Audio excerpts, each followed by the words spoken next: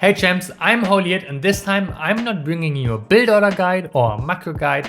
Instead, I'm going to be teaching you how to take engagements or how to take fights. Yes, build order macro are still incredibly important, but what does a big army give you if you don't know how to use it? And by knowing how to use it, I don't even mean fancy macro techniques. No, instead we're going to be talking about some simple techniques and some simple rules to follow to make sure that your army doesn't get sent on an accidental suicide mission or your Colossus shoots at the oh so important supply depots instead of the Marines.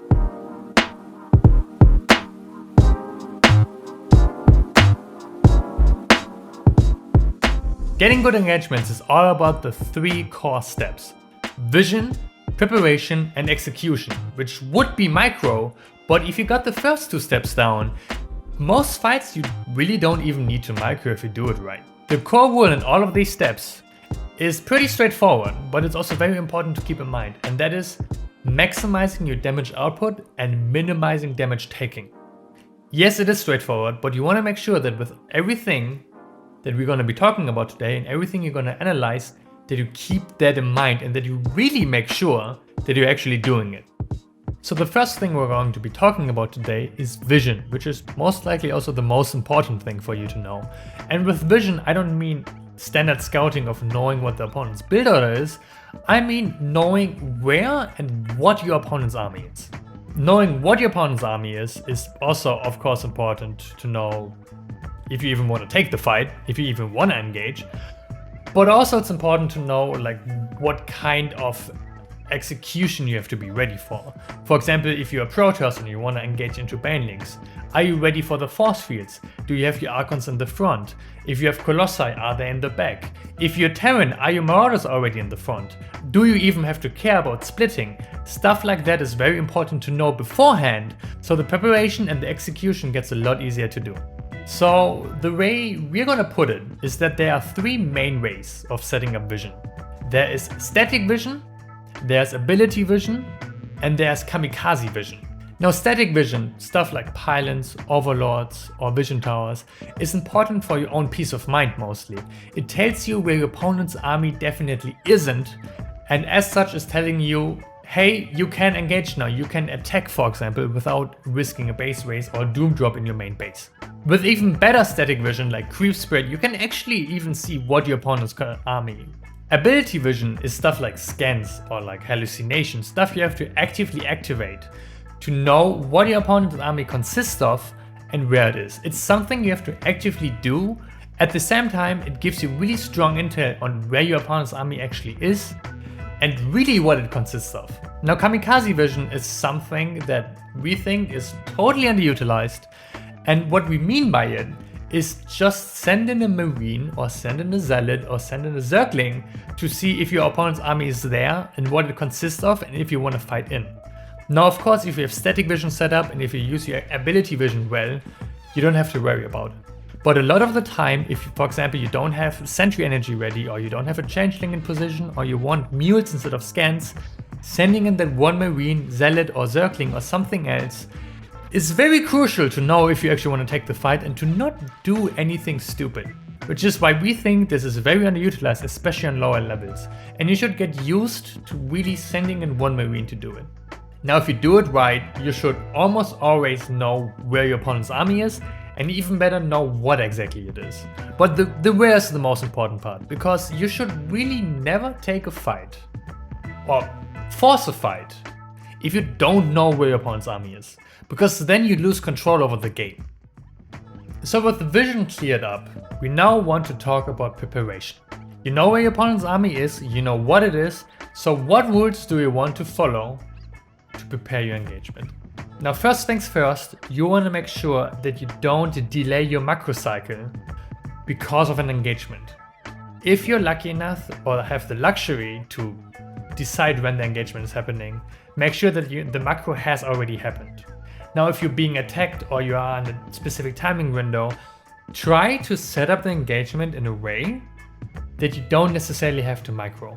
For example, make sure you are running away and then macro and then go back to the fight. Stuff like that. Always make sure that you keep your macro in your mind.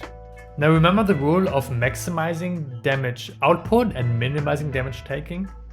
In preparation, that is the most important thing. Now, how do you want to maximize damage output? And the core idea is make sure all of your units are fighting, or can fight when you do the A move, or will fight when you get A moved. Or more exactly, build a concave. When you're being attacked or when you're attacking, always make sure that your army is spread out in a way that your units can all be fighting. This doesn't only mean to build a concave in general, this also means to make sure that your melee units are in the front, that your long distance units are in the back, that your high templars, for example, won't get blocked by your army so they can't get into storm range, stuff like that. Now, through having good vision, you will already know how you want to set up the engagement. For example, you will know where your opponent's marines are, so you can set up your colossi in that position. And also so the colossi don't shoot supply depots, even though they should shoot at the marines, and that happens way too many times. Of course, for example, if you're Terran or if you're Zerg, make sure your siege tanks are in a good position. Make sure your lurkers will get into a good position. These kind of units, of course, need more preparation, but with vision, you know where to put them, because you know where your opponent's army will be. Now, for minimizing damage taking, that is all about what your opponent's composition is. So once again, vision is almost everything. If you're playing versus heavy AoE, you want to make sure that your army is split up, that you won't get hit by the storm or the disruptors or the banings as much as you would if it's clumped up. But for example, if you're playing versus like a heavy only link composition in like weird stage of the game, or like a charged heavy composition, make sure you're fighting on chokes. Make sure your opponent doesn't have a lot of surface area, which is kind of the exact opposite. Once again, it's all about knowing what your opponent army wants for their maximizing damage output. And last but not least, always make sure you have a plan B ready and you know how to disengage an engagement, even with an all-in. That could be something simple like having recoil ready and having checked it, or having force fields to disengage, or having medevacs, or just knowing what exactly you want to do with your Zerg army when you go for this round, notice, oh, that's a bad idea, and then moving it out and already knowing where you want to move out towards. And that is very important, because stuff can always go wrong, especially if you don't have perfect vision, which you never have. And you never want to be in a position where you're forced to take a bad fight. Now, if you set up your vision correctly and you prepare the engagement well, ideally, in most cases, you really only have to A move in and it's fine. You did it, you won. But sometimes things don't go as planned, or sometimes you just have to do an attack or have to hold an attack where micro is required, like splitting your marines or doing war prison drops with disruptors. And for these cases, let's talk about the execution of engagements. The most important aspect of the execution of engagement that you have to keep in mind is that you should always know exactly what you're mechanically doing. That means that you exactly know what your fingers are supposed to do, because where macro is a process, for example, spreading creep or injection with your queens, where when you take longer, it doesn't really hurt the specific process itself, but it just gives you less time for everything else. With micro, if you make one mistake and you only really have milliseconds to do it right, then your army suddenly move commands in and you lost the game. And that is the important part. So if you don't know a technique yet, or there's a technique that you always get wrong somehow, make sure that you know what the most efficient way of doing it is. Because let's take building a concave, for example. Really, it's only 2 clicks. You select one half of the army and send it somewhere else. And that's already it.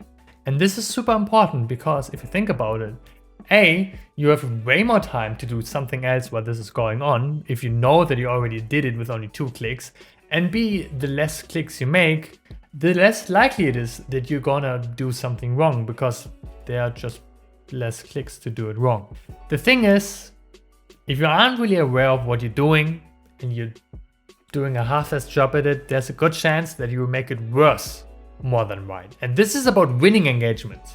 Now, of course, if you want to just have fun with your micro and you just want to try stuff out, go ahead. But there's a great way of doing that without losing your precious MMR. Luckily, there's something called the Legacy of the Void unit tester, which allows you to select a form of map and select the units you want to control and maybe give your opponent, which could be an NI, could be another friend you're practicing with, another army, and then you can just practice the micro and try some stuff out. That way you can practice the splitting, you can practice the force fields in a safe environment where you're not gonna lose your precious MMR. You know how to improve now, which is also great. Now we talked about getting vision, setting up the engagement, and setting up the micro and figuring out how to get good at it. But you know what really is the most important part still? The hidden step? It's macro. It always is macro. I'm sorry, but really, what you should be doing whenever you take an engagement is make sure that you're building stuff. Because turns out when you're having an engagement, and now this is a secret rule that a lot of people seem to forget, you're losing stuff. And when you lose stuff, you want to rebuild stuff. And it really should be hard-coded into your brain that when you are fighting, you're going to rebuild stuff. Because, for example, when you lose probes and you instantly build probes again, or you're constantly building probes as you should be, but it's easy to forget, then the economic damage will be significantly less. In a perfect game, of course, you shouldn't be losing the probes.